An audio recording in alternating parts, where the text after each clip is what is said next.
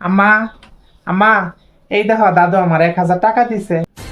ও মায়া মায়া গো, মন একটা বাপ দেখাইতেছে যে মনে 1,000 টাকা না, একবারে বাড়ি ঘর হ্যাত পাতার জায়গা সম্পত্তি হগলতা তোমার নামে লিখা দালাইছে।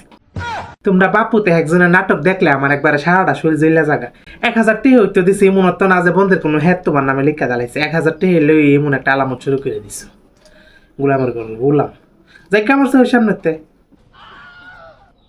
আম্মা আম্মা, এই দেখো নানু আমার 100 টাকা দিছে। মাশাল্লাহ মাশাল্লাহ, আমার আম্মা তোমার 100 টাকা দিছে। এটা আর আনামত করে রেখে দো। মই মুরব্বী টিয়া হিসাব করো নাই, তুই লাগা দোয়া দোয়া মই মুরব্বী টিয়া হিসাব করো নাই।